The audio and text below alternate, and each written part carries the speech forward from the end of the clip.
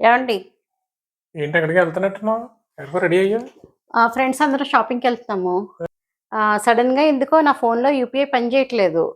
హుహు. ఒకసారి మీ కార్డ్ ఇస్తారా? నా కార్డా? ఏదన్నా ఏ కార్డన్నా ఇవ్వండి. నేను రూ. 1000 కన్నా ఎక్కువ ఖర్చు పెట్టను. నువ్వు 1000 అంటే రూ. 1000 ఖర్చు పెట్టాలి. 1000 అంత అంటే షార్ప్‌గా 1000 ఖర్చు పెడతాను. అంతకు మించి నువ్వు ఎక్కువ ఖర్చు పెట్టినా బాగోదు. మీకు తెలీదా? అసలు నేను ఖర్చు పెడతానా? 1000 అంటే 1000 ఖర్చు పెడతాను. నాకు 1000 ఖర్చు పెట్టుకుంటాను నేను. సరే చూద్దాం. సరే చూస్తున్నాను. నా కార్డ్ ఏదన్నా నా క్రెడిట్ కార్డ్ ఇందులో ఉందా? లేదా? అని చూస్తున్నా.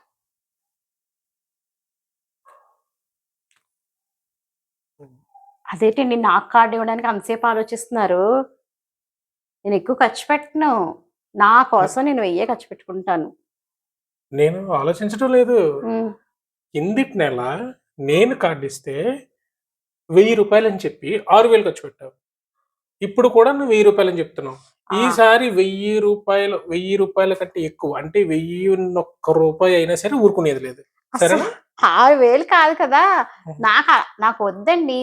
ఏదో అందరూ షాపింగ్‌కెళ్తున్నారు కదా! వరలక్ష్మి వ్రతం వస్తుంది కదా! నెక్స్ట్ వీక్ అని ఓ చీర కొనుక్కుందామని అంతే. ఒక చీర ఒకటంటే ఒకటే కొనుక్కోవాలి. అంతే అర్థమైందా? అండి. నాకు కోసం నేను ఒక్కటే కొనుక్కుంటాను. సరే చూస్తానుండు. నీకివ్వడానికి నాకు నొప్పేం కాదు. కాకపోతే నువ్వు ఎక్కువ ఖర్చు పెడుతుంటేనే నాకిక్కడ నొప్పొత్తది. సరే ఇదిగో నా కార్డ్. చూస్తారు కదా! ఎంత ఖర్చు పెట్టుకొనొస్తానో. నాకివ్వడానికి నొప్పి మీకసలు. నేను చూస్తా. ఎంత ఖర్చు పెడతావో నేను చూస్తా. సరేనా? A few moments later. మనకైతే మెసేజ్ వచ్చిందేంటి? రూ. 1000 కదా! ఓకేలే. మనం ఇచ్చిన లిమిట్ రూ. 1000 కదా! పర్లేదు. ఇదేంటిది? 6000 ఏంటి? ఇంకొక 6000 ఆ! 8000 అమ్మ బాబాయ్! ఇదేంట్రా? అమ్మ దీనమ్మ! మొత్తం కలిపి 20,000 క్రెడిట్ కార్డ్ బిల్లు. మనం ఖర్చు పెట్టమని చెప్పింది రూ. 1000. ఇది కార్డ్ తీసుకెళ్ళి 20,000 ఖర్చు పెట్టిందా? అమ్మ దీనమ్మో! ఇది చేసిన బిల్లుకి మనకు హార్ట్ అటాక్ వచ్చేలాగుంది. దీనికి ఇప్పుడు అర్జెంట్‌గా ఫోన్ చేయాలి. ఇప్పుడే చేస్తా ఫోను.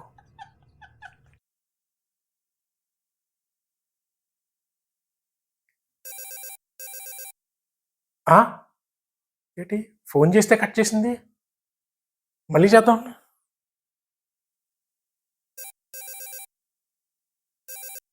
అమ్మ దీనమ్మ! మళ్ళీ కట్ చేసిందా ఫోను? ఏంట్రా? కొంపతీసి ఇంకా ఖర్చు పెడుతుందా ఏంటి కార్డ్ మీద? మళ్ళీ చేద్దాం. అమ్మని! మళ్ళీ కట్ చేసింది ఫోను. చూద్దాం.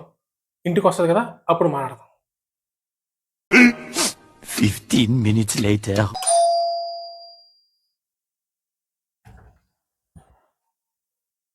షాపింగ్ అంతా అయిపోయిందండి.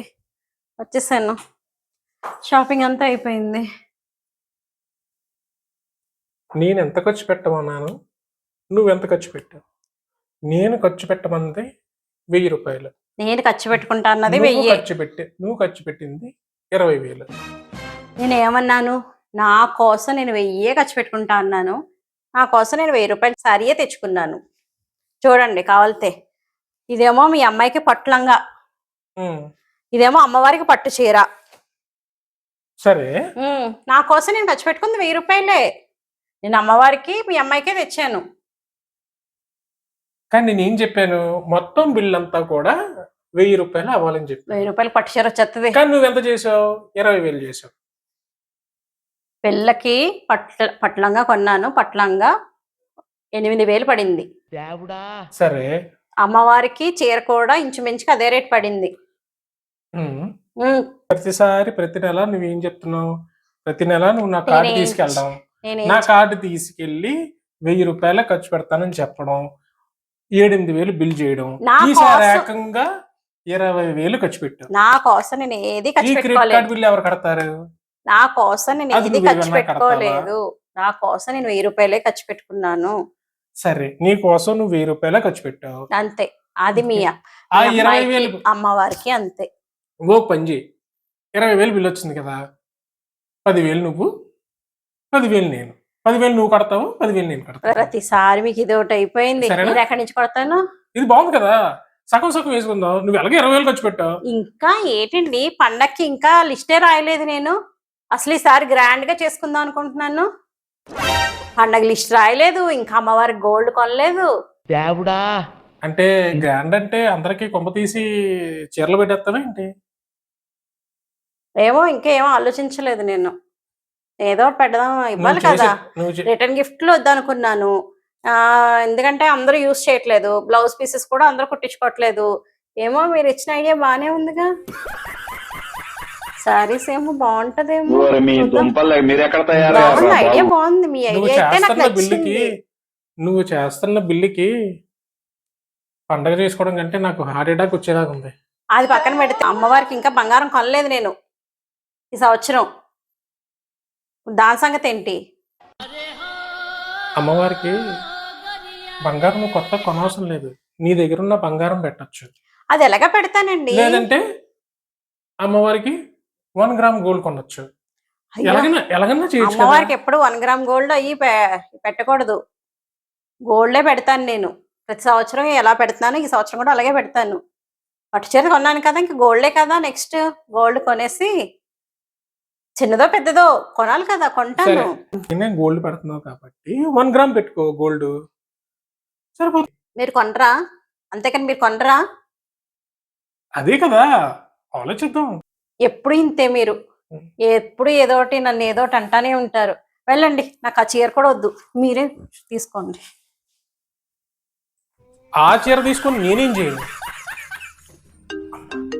అమ్మో, ఎవరో ఫోన్. రామారెడ్డి ఈ టైంలో ఫోన్ చేస్తున్నాడేంటి? సర్లే మాట్లాడదాం. చెప్పు రామారెడ్డి, ఏంటి సంగతులు?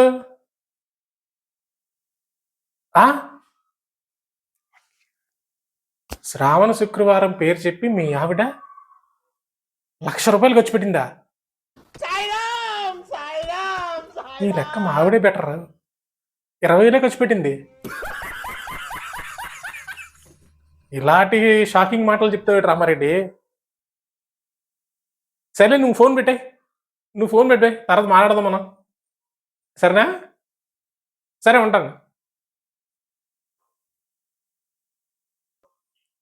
దీన్ని బట్టి చూస్తే సంవత్సరంకి ఒక్క శ్రావణ శుక్రవారం వస్తుంది కాబట్టి సరిపోయింది. 2 శ్రావణ శుక్రవారం వస్తే మగాళ్ళందరి పరిస్థితి ఏంటో ఆ దేవుడికే తెలియాలి.